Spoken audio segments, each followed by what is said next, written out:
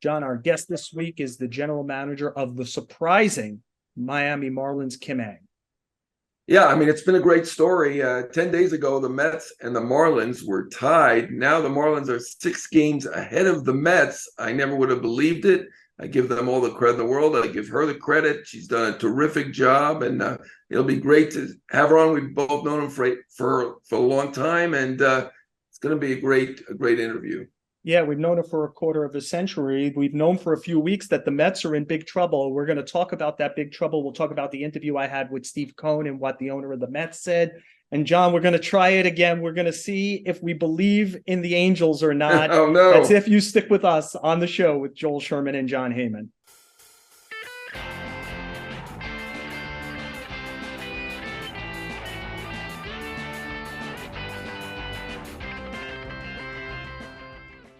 You know, John, we have a bit of a Groundhog's Day going on with our show. Every week, to some level, we come on the show and we talk about the underachieving teams. And we're like, hey, let's see what happens next week and next week. And it's still early for the Cardinals and the Padres and the Phillies, etc. And another week ticks by and another week ticked by for the Mets, who are in that category, certainly the largest payroll by a lot in the history of the game, coming off a 101-win season and the playoffs and tons of expectation. And John, here we are again, the Subway Series this week, Mets and Yankees, and the Mets are still, as we speak, I believe 4 games under 500. What do you make of it? I'm shocked. I mean, this has really been terrible. It's a terrible start. They lost 8 out of 9. Pitching, they're near the bottom. Offense is not good. It was certainly very interesting and great job by you to get Steve Cohen, friend of the show, but also a friend of you, apparently. And it was something. I mean, he showed amazing restraint. Maybe it's just big respect and not friendship. Okay, well, whatever. Well, anyway, either way, he showed incredible restraint with his comments. It wasn't great restraint talking to you for an hour, but and also on his wife's birthday. So he probably isn't too happy with the team that he's going to spend an hour with you on his wife's birthday. I thought I give him credit for showing restraint. I think he underplayed the team's patheticness. Is that a word? Probably not. Yeah. He tagged it all to the pitching. The hitting isn't good either. They're like 20th in slug, 20th in on base. This is a team that was top 5 in runs last year. Bottom half in everything offensively. I mean, they're bottom 3rd in pitching. So, if you're going to pick one or the other, yeah, the pitching has been worse than the hitting. But, I mean, I thought he kind of soft-sold the hitting a bit. What did you think? Their hitting isn't good either, as far as I can tell. Yeah, look, I think he used the term at least 3 or 4 times when we spoke where he thought the pitching, the poor starting pitching in particular, was having the term he used, a cascading effect, which is bad start, overexposing what's already a short bullpen, especially because Diaz isn't there in the back to push everyone into a more normal, certain role for them. And then, does that put some pressure on the offense to have to overcome that as well? And the defense. So I think at its root, and I also think he believes that he took over an organization that essentially had no pitching prospects and no pitching plan, like technology, a pitching lab, etc. And he feels so much further behind in that area. And that if you got to kind of try to guess at 12 or 13 pitchers to put on your staff and you have any kind of regression, like he did with the few prospects they had, David Peterson and Tyler McGill, you're really in the quicksand. I think that's how he feels about it. But John, go ahead. You want to it can affect the bullpen, but I don't think that's a good excuse for the offense. If they feel more pressure, that's on them. To me, looking at it, Lindor has not been a $341 million player. Marte has not been a $78 million player. McNeil has not hit like a batting champion. I mean, to me, those are 3 guys who just not done it like they've done in the past, certainly like they did it last year. I get it. The pitching has been worse. It's more surprising. The starting pitching was ranked number 1, I know, by MLB.com. Not blaming them. I think they were up there in my eyes as well. I get it. The pitching is more of a disappointment. The offense has not been good either. And that's with Alvarez coming out of nowhere to be great. Yeah, John, look, just to put a finer point on this. I think I've said this on the show a lot. So as we do this week-to-week breakdown with them, which is like, what are the Mets good at? Like at some point, you're going to have to win 10 of 15 or 15-18. Just again, they're 17th in runs scored per game. They're 26th in ERA, which is 25th in starter ERA and 22nd in relief ERA. And they're 21st in defensive runs saved. Well, that's offense, defense, starting pitching, and relief pitching. They're in the bottom third of the league in all of it. They're not good at anything. It's hard to win games. They haven't been good at anything. They've played poorly. I mean, right. It's 40% of the season though now. But they should it's not be good anything. at these things, right? Yes. I mean, they got two guys on the way to the Hall of Fame. The rest of the rotation should be solid, not terrible. That lineup should be good. Is it the best lineup in baseball? You have a theory? Because I kept asking Steve, what's your theory? Why is this happening? Do you watch every night? You're watching 9 innings a night for now about 68 plus games. Like, do you have a thought about what's going on here? Why it's malfunction on every level of what should be a pretty quality group of players? Well, I'm sure, they probably think the WBC and certainly the Diaz injury hurt them. I did see that Buck mentioned Lindor being in the WBC. They had more WBC players than anybody except, guess who? St. Louis, yeah. Right. So, and the guys who played in the WBC generally have not been good anywhere. Look at Trey Turner. He was the best. I covered the WBC. He was the best player in the WBC. He hasn't been good. The only one who's really been great is Ohtani, and he's inhuman. He's incredible. Everybody else has been bad. So I mean, if they're going to have a theory, that's probably their theory. Does it hold water? I'm not sure. It shouldn't to this degree. It shouldn't impact Verlander and Scherzer, who weren't there. Right? No, like they stayed behind on purpose. The other theory would be the pitch clock, right? The younger teams, Baltimore, Pittsburgh, Arizona, have done better. And certainly they tested in the minor leagues, and the minor leaguers are generally young people. So I don't think the word got to the major leagues. Like, if you're 40 years old, you better watch out for this pitch clock. I don't think anybody really considered that the way they should have, because, I mean, Verlander just has not been good. Scherzer has been, he's been better than your average pitcher. I think he's got a ERA plus of maybe 111, something like that, but he certainly has not been a Hall of Fame caliber pitcher. And he's missed some time. So, I do think that the pitch clock and the WBC, maybe it does hold some water for those two things. But you know what? I don't know that either is getting any better at this point. The pitch clock, once it gets warmer, it's still going to be just as fast. Is it going to be any better if you're old? I don't know. So it's quite concerning. Those would be my theories. Other than that, I couldn't tell you. They won 101 games last year. It's a fairly similar team, plus Alvarez. Obviously, the loss of Bassett. Bassett's been really good. That didn't help, but it's a mess. It's been a mess, and it's very concerning. They still should. I still think they should make the playoffs in the National League. I don't know, but Arizona's been really good. Pittsburgh's been pretty good, and Miami's been pretty good. Or very good. So they may not make it. The pitch clock maybe explains Verlander, maybe it explains Scherzer. It doesn't explain the offense. To your point that this is not a singular malfunction. Jeff McNeil felt like the kind of guy, we have Kim Ng coming up next. We're certainly going to talk about Luis Arraez. He felt like some level of that. Just wind him up and he'll hit over 300 with some impact. Not only is it not over 300, there's like zero impact. Like his extra base hits are like once a week at this point, if that much. Marte got like as if he went from a good player to needing an AARP card overnight. Like that went in the wrong direction. And Lindor, is it because he's trying to get power? He's become such an all or nothing player. His defense remains state of the art. But, and he's hitting some home runs, driving in some runs. But, man, there's a lot of empty at-bats there from him. To your point, John, it's not a singular area malfunction right now. And I'm not exactly sure what happened to the offense.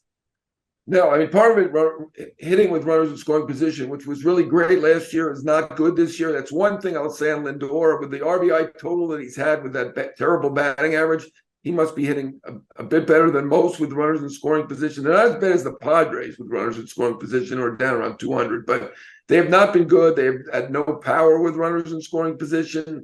I would have said going in, a weakness was they didn't really have a number 5 hitter behind Alonso, which would help Alonso. Now Alonso's out, so you don't have a 4 or a 5 hitter. Once Alonso comes back, I do think Alvarez probably should be the 5 hitter. He's been the second best power hitter on the team. Maybe they'll get it together. I mean, to this point, Alonso did about what you expect. Nimmo's done about what you expect. I'm not sure anybody else has on offense. Pitching, obviously, is even worse. Robertson's been fantastic, but everybody else has been mediocre to bad on the pitching front, basically.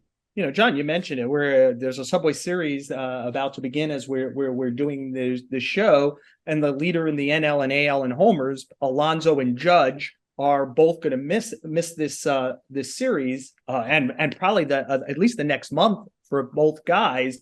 The Yankees are at least good at run prevention, so maybe they could figure out a way, scoring 3 or 4 runs a game to stay in it. But Alonso represents like the second highest percentage of homers for any player towards his whole team's group.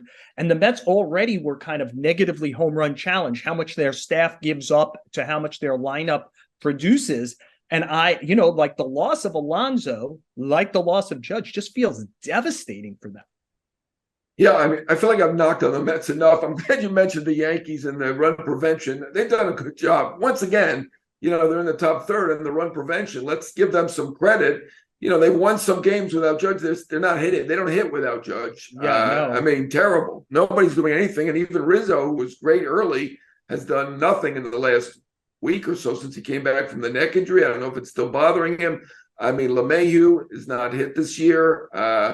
They're just not doing it. Up and down that lineup, Volpe, I mean, at some point they're going to have to consider what to do about it. I mean, he's hitting well under 200 at this point, but there's something good happening in New York, and that's the run prevention from the Yankees, considering, Severino recently came back and he's been kind of spotty. Rodon, we still have not seen him in a game yet, and yet the Yankees pitching is good. So that's really what's saving this baseball season in New York so far.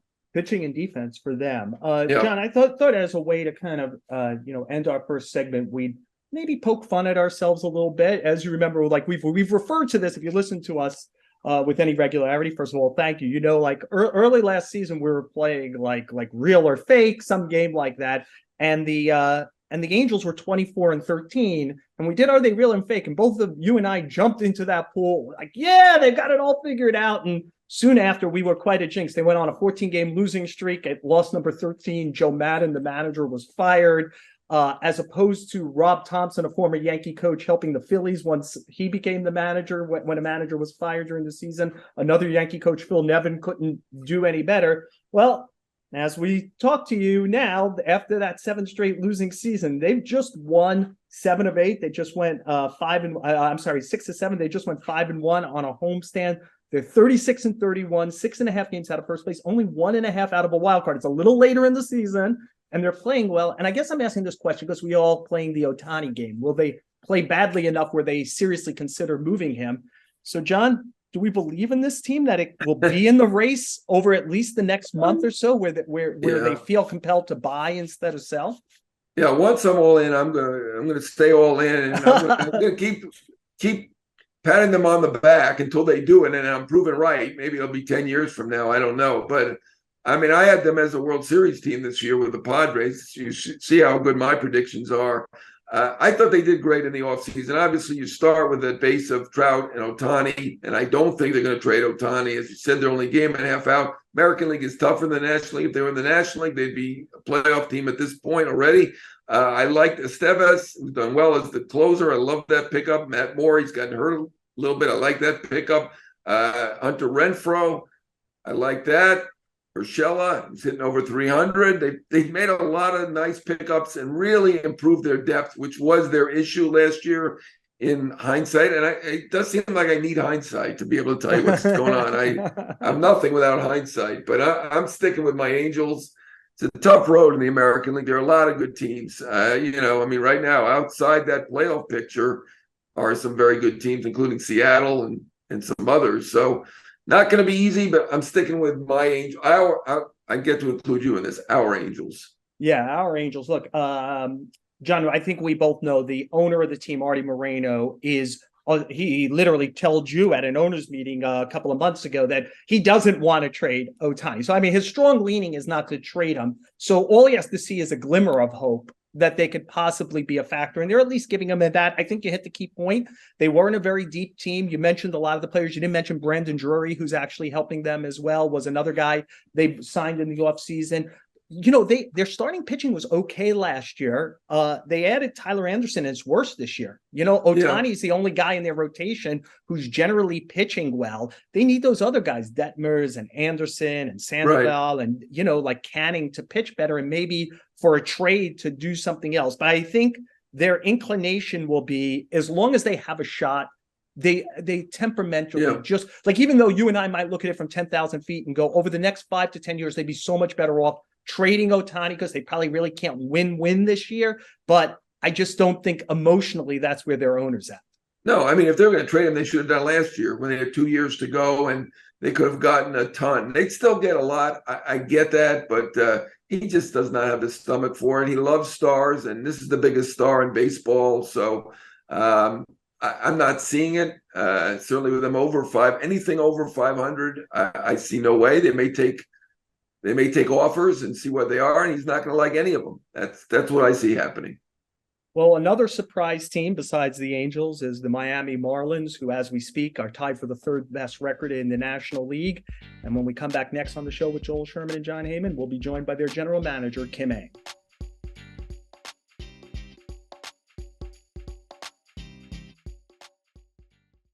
Back on the show with Joel Sherman and Jon Heyman. And our guest this week is somebody John and I have known for quite a long time. I'm sorry, Kim, it makes us all sound older when I say something like that. But you became the assistant general manager of the New York Yankees in 1998. You'd obviously had worked in baseball for the White Sox before then, but John and I have known you since then. And it's hard to believe how many years have passed. And obviously you're a pioneer, the first female person to run operations, in your case, baseball operations in any of the 4 major sports.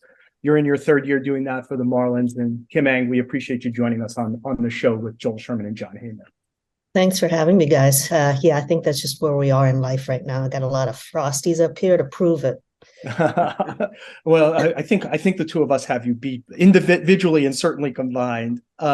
Kim, as we're sitting here, your team is one of the surprise teams in the sport this year. You're 37-29. I believe you're tied for the 3rd best record in the National League as we're speaking early this week. And I just wonder what like on one hand, you're 37-29. That's the only one that counts. But a lot of this is built on 1-run games, right? Which tend to be fickle. I think you're 17-5. Your run differential is -20, which usually is more reflective of a record. When you're sitting and trying to figure out what kind of team do you have, I think I look at it from opening day to now, and I look at the changes that we've made. I look at the improvements over the course of the last 2 months, and I see a club that's getting better, and gaining more confidence, particularly in critical situations. I can tell you 2 years ago, my first year on the job, we had a very good, well, I wouldn't say very good. We had a neutral run differential, but it wasn't showing up in the 1-loss record. Last year, we were 24-40 in 1-run games and really tried to, dig down and correct that some, improve on that some. And I think we really have. Obviously, proof's in the pudding. How many of the 17 wins are quote real? Not sure, but I'll take it. Go ahead. Yeah, I mean, I guess I would just say, between like I mentioned, the improving offense in critical situations. I think we did a lot of work this offseason on the bullpen, the back end of the bullpen in particular, adding AJ Puck, Dylan Floro was healthy at the start. And so that was really helpful. We've had Tanner Scott, who saved 20 games for us last year. So there are some guys who really are performing back there. So we're pretty happy about that. Well, you're certainly right about the improvement. Well, your run differential is -20 right now. It was closer to -50 a few weeks ago. So you're certainly on the upswing. I'm sure you're pretty pleased. You're 37-29, same as the Dodgers, 6 games better than the Mets, which is obviously the biggest spending team. I'm sure you're pretty pleased. Are you surprised to be in this position at this point? No, look, I think we all feel that we have a talented bunch here. Definitely not necessarily all household recognized names, but a talented bunch nonetheless. And we have a good number of young players who are on the rise. So I would say that I'm not surprised now, sort of seeing the improvement and the confidence that this group is gaining as each day goes on. Kim,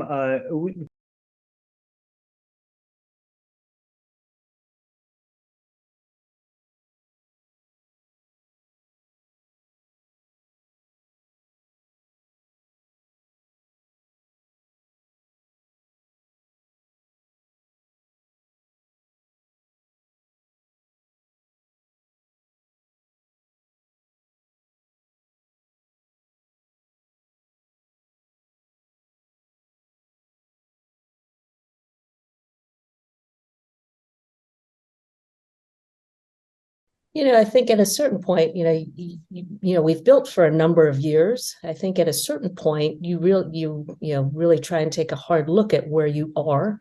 Like I said, not necessarily household names, but a talented bunch that we believed in.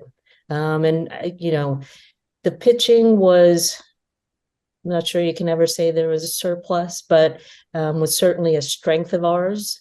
And felt that our fans deserved for us to go after this. And again, based on where we were, just felt like we needed another bat and could make that exchange in an even kind of way where both clubs win in the deal.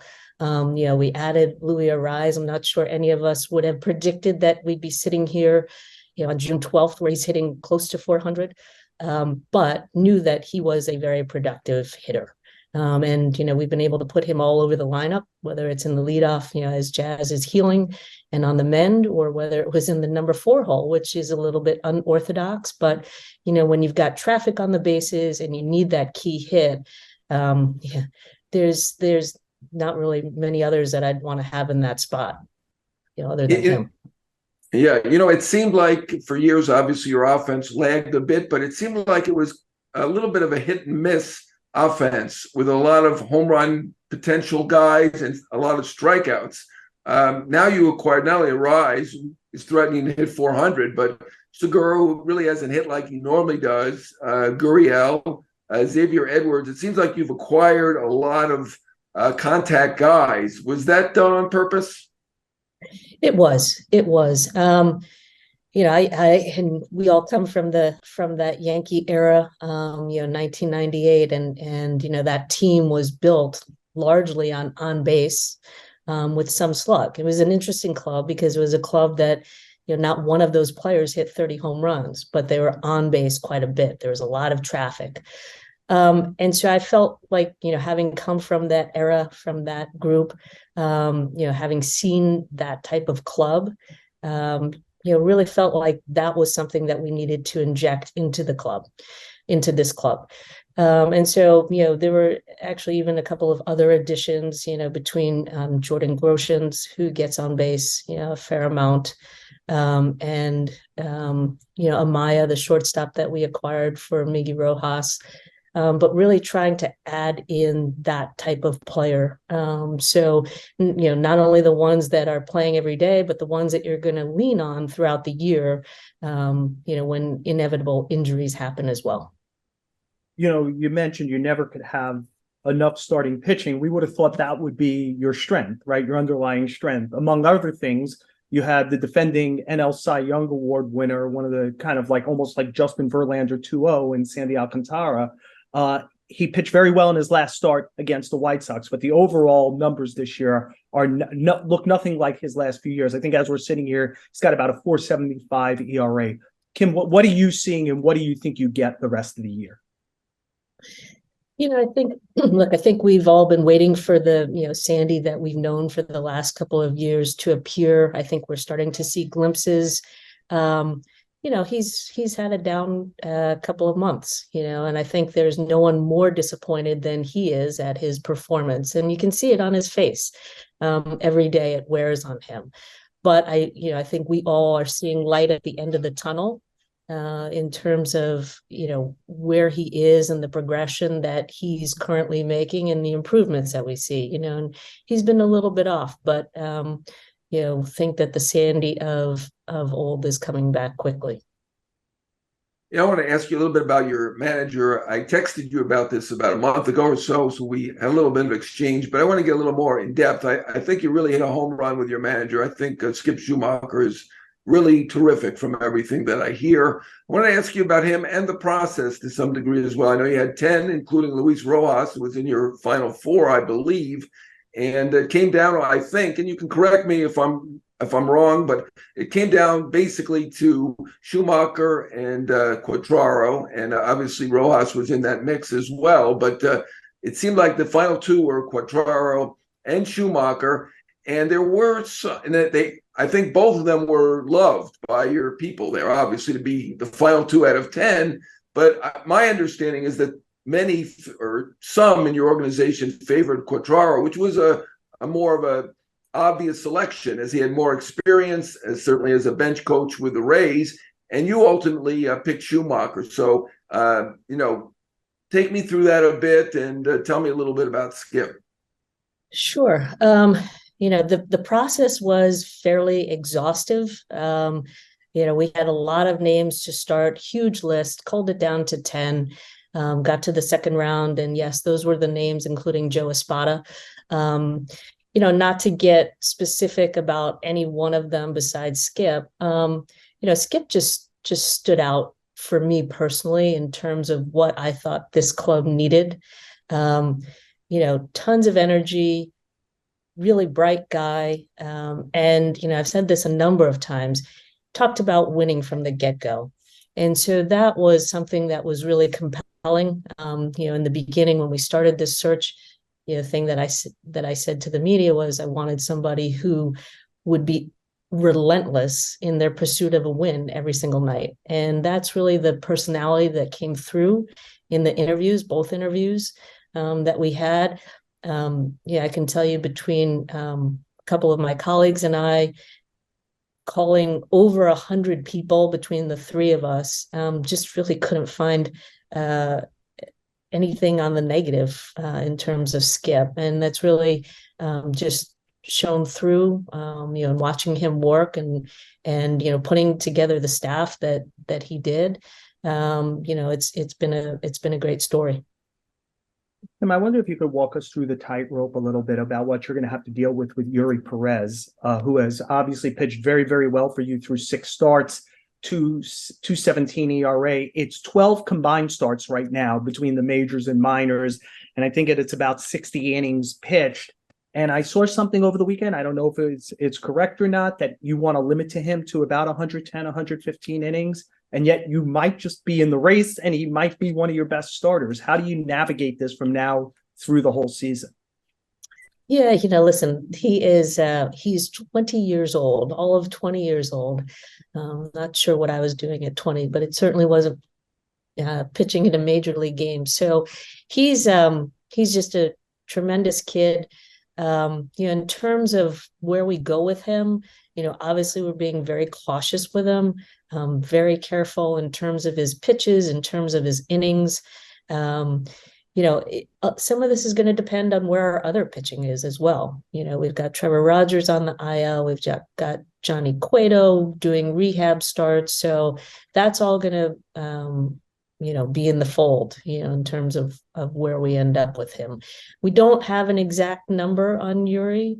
We're looking at, how his innings go. I mean, his stressful innings, his easy innings, and really making sure that we just keep a very close eye on the whole situation. This is going to be very inside baseball, but your team is one of the few that has really done a terrific job developing pitchers. but the hitters you've not been as successful developing hitters. You've got some good young ones, but most of them came through trade. I believe Sanchez and De La Cruz did come through trade. They might have spent some time in your minors, but tell me, why do you think that is? Is there it's just a happenstance, small sample size, but like I said, great with pitchers, haven't developed a ton of hitters to this point. I would say it's a small sample size. I'd also say that, some of the, young hitters that we have developed. So, for example, JJ Bleday is not necessarily in the organization anymore, but we use him to acquire AJ Puck. We've taken a look at it, and, we'll continue to do so. But, I think we have a new staff in place, Brant Brown and his group, and really looking at how to the extent that you can call, our last month and a half, success, how do we translate that to the minors and make sure that we have everybody going in the right direction? Kim, you're obviously going to gather more information in the coming weeks. You got to get through the draft, etc. But sitting here today, you would look to be a buyer. I'm wondering, are you prepared to be a buyer? How forcefully do you do that when you still, I'm sure, in your marketplace want to protect being a buyer? And forgive the multiple question, how much will Bruce Sherman let you do it as far as your owner, as far as adding to the payroll, if that's what's needed between now and August 1st? I think Bruce and the ownership group have been very supportive. Haven't necessarily been in this position the last couple of years. But I do believe in the upcoming conversations that we'll have. They will be very supportive. Bruce has told me many times, this is what it's all about. This is what we're trying to do. We're trying to win for the fans of Miami. And, he's been there backing us up the whole way. I don't know if this is a question for you or perhaps somebody even above you, although you're pretty high up there. How do you get fans to Miami? I went to a game. I took my family, and I always pay for my ticket. And we got like this great luxury box, and it was like $100 a ticket, something very inexpensive. It's difficult to make money at that rate because if I got this ticket with the Yankees, it probably would have been $1,000. I don't know. How do you have a good team? You have a lot of exciting young players, particularly on the pitching end, but now you have position players. You have a guy threatening to hit 400. What can we do to get more fans to the games?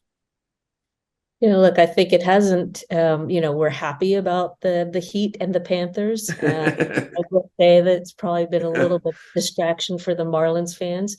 But, I think, first of all, we have to, continue to perform, continue to win. And I think the fans will come, but it's going to be, a group effort between the business side and the baseball side to really try and get folks in and to have them notice that, yeah, we have Sandy Alcantara, who won the Cy Young Award last year. We had 3 All-Stars from the club last year, and Louis Arise, who's been just terrific for us. Just to put a finer take on it, you're averaging about 11,500 a game. It's the second lowest in the sport, lowest in the National League. The organization has had 30 years of trying to get fans in to see games, and it's been problematic to build a fan base. I'm wondering if you could update us on Jazz Chisholm. Number one, where is he as far as when you might expect him back? And also, do you believe you've done the right thing by putting him in center field? So Jazz is entering into baseball activity now. He was in a boot for 3 weeks or so. He's now doing baseball activities, and so I saw him run on the field the other day. So he's getting there. He's probably several weeks away still. We'll get him in some rehab games. Doing the right thing by putting him in center field. I haven't checked the center field metrics in a while because Jazz hasn't been there, but the last I checked, he was probably ranked in about the top 5 of center fielders, depending on which defensive metrics you look at. Sorry about that. I think he is, and I've said this before, he's a dynamic player. I think his instincts are very good. And I think he proved to a lot of people, is a little bit rough in the beginning, the first several weeks. But I think since then, he's proved that he can play the position. I think, when you look at the outfield with him back there, back in the lineup, you've got, Sanchez, you've got Chisholm, and you've got De La Cruz.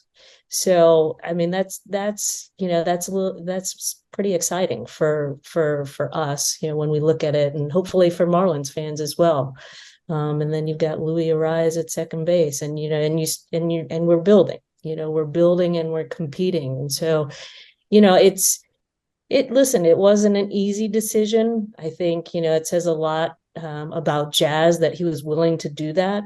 We did not make this decision lightly. We made it with the player, jointly. And, we didn't do it for no reason. I mean, we were able to acquire Louis Arise.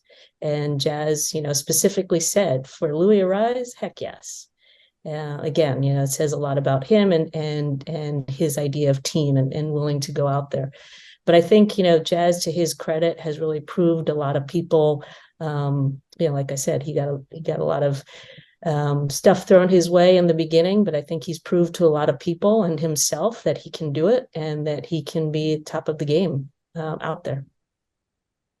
This question's probably not completely fair, as the draft is a very inexact science.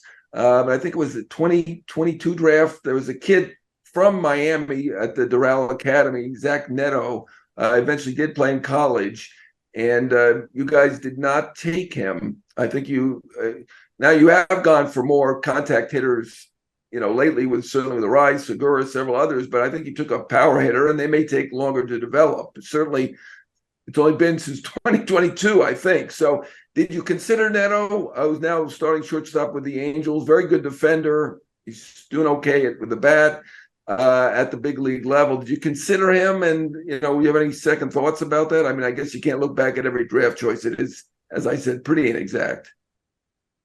We considered a lot of players, including Neto. So I think, everyone in retrospect, if everyone knew that, Neto was to the big leagues in a year, or 2 years, actually 1 year, that they would have thought about it differently. But, unfortunately, this is not the way it goes. Yeah, Kim, we were talking pitching before. One of the reasons with the starting pitching is you just have a lot of it out right now, right? Johnny Cueto's out, Rogers is out, Trevor Rogers, who's not pitched for a while now. I wonder, do you expect any or all of them back, and what is the time frame? In terms of, so Trevor Rogers, he was doing his rehab start the other day, had a little discomfort in his non-throwing shoulder. So we're getting him evaluated. Johnny Cueto, I mentioned, was doing his rehab starts. Sixto Sanchez, we've shut him down for a bit. So, the others, who else did you mention? No, those three in particular, because they're just starting pitching, it might give you something within your organization to even use in trades in the next few weeks if you feel like you're good at the major league level. I was just wondering if you feel like you'll have the brunt of it back at the major league level to be able to maybe use something if you need to.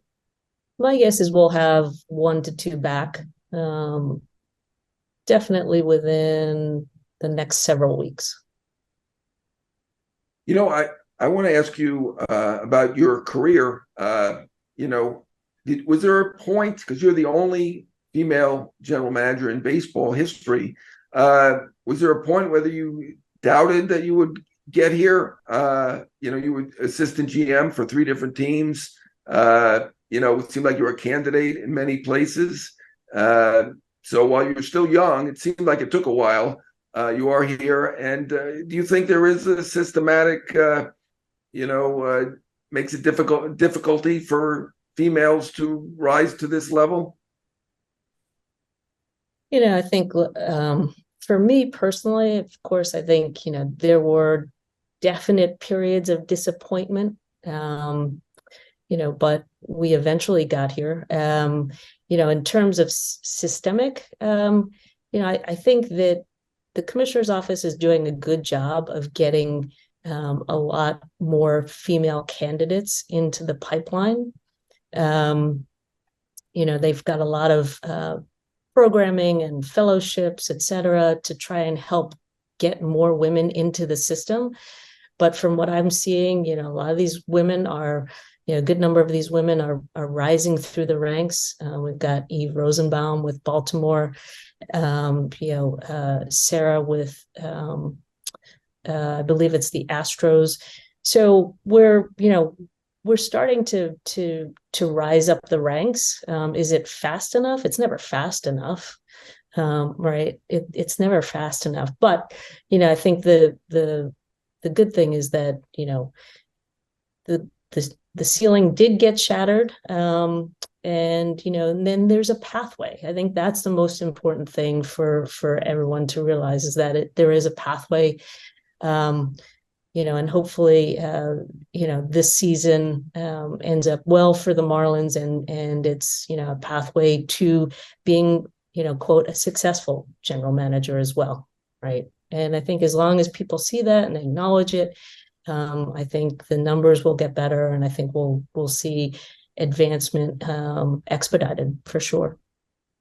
Yeah, big part of your success, again, we refer to the Rise trade, is that trade. I mean, he has been spectacular. We had Jose Trevino on early this season, and he mentioned, this was before he was threatening to hit 400, that Rise was the toughest hitter in the league to get in the leagues. So, he knows his hitters, being an outstanding catcher. I mean, I guess we're all a little surprised. What do you think? Can he hit 400 for the season?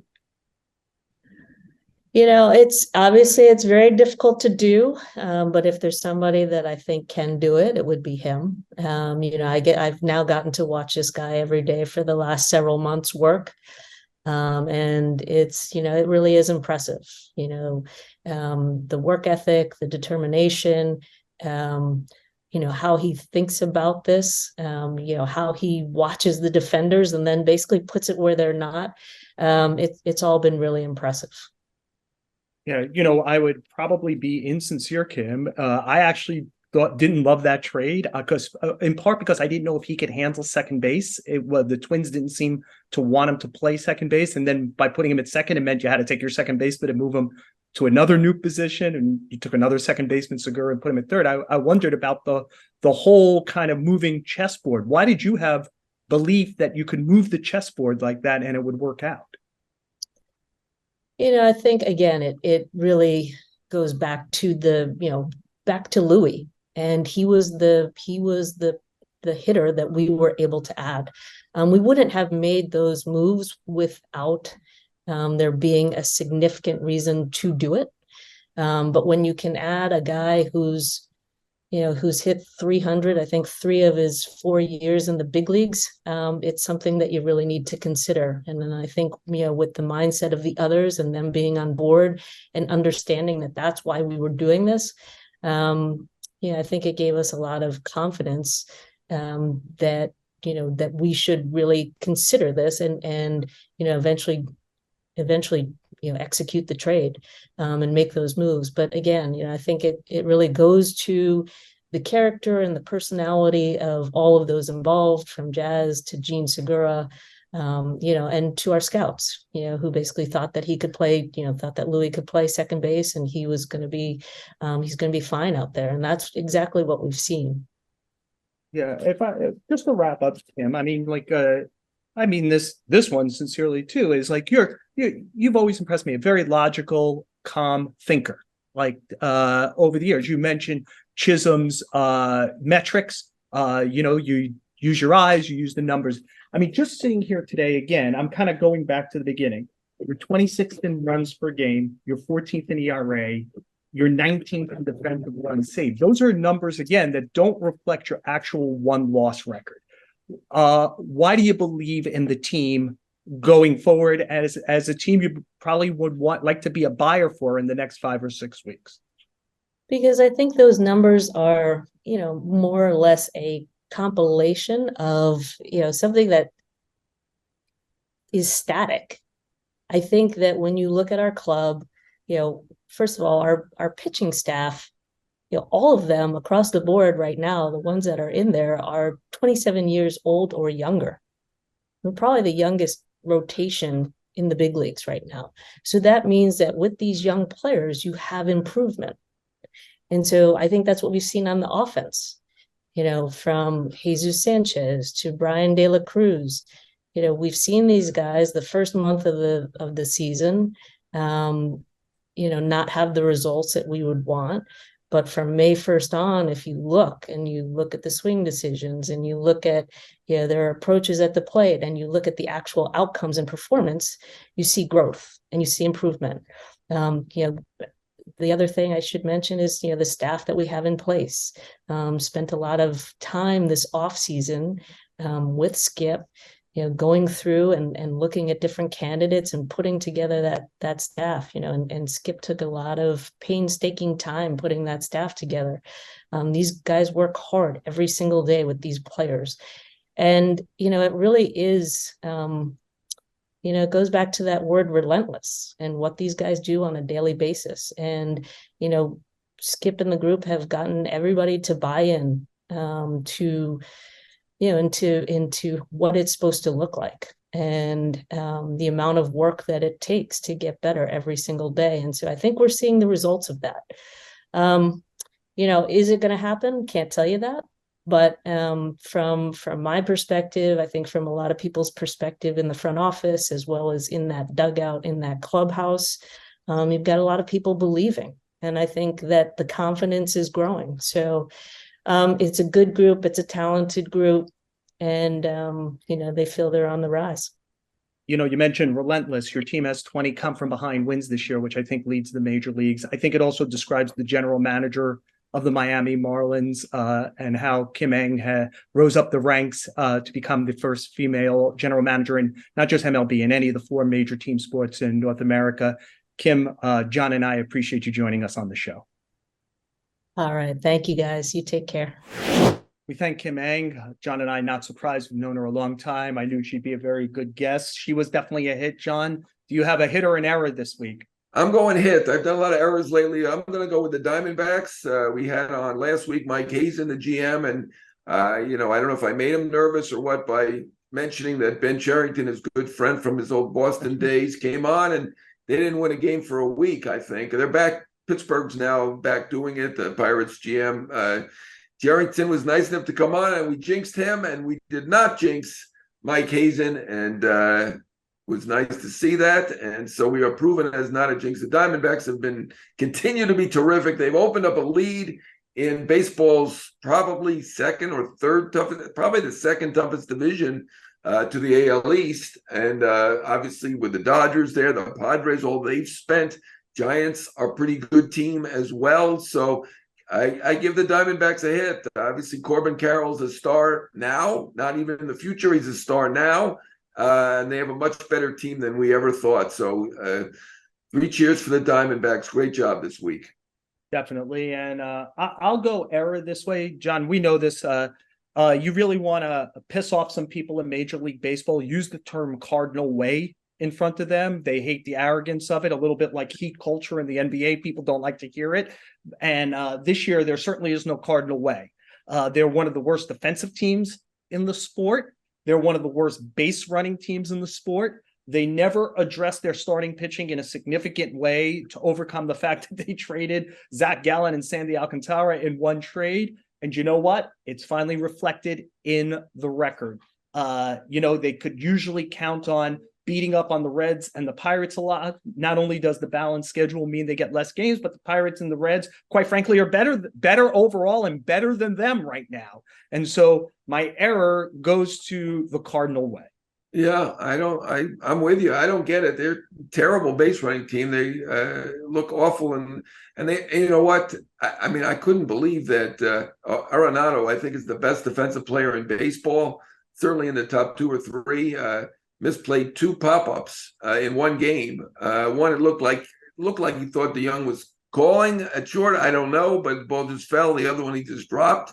It's very weird what's going on with the Cardinals. Never would have predicted it. I mean, Gorman is now a star. They have a lot of hitting on that team. And, don't go by my prediction, certainly not this year, but this is one of my worst. I thought they'd win that division. And as of a month ago, I still thought they would get up there and win it. Now, I really doubt it. Yeah, well, we've been following it all year. We're going to continue to follow perhaps their plight the rest of the year, see if they could get out of this. This is the show, a podcast from the New York Post. Thank you to our producer, Andrew Hartz, who helps us every week. Thank you so much, Andrew. Don't forget the show drops on the Yes app every Wednesday at about noon. Give us a look there. Subscribe to the show on Apple Podcasts, Spotify, or wherever you listen to podcasts, and please give us a 5-star rating. And stick with us on the show with Joel Sherman and Jon Heyman.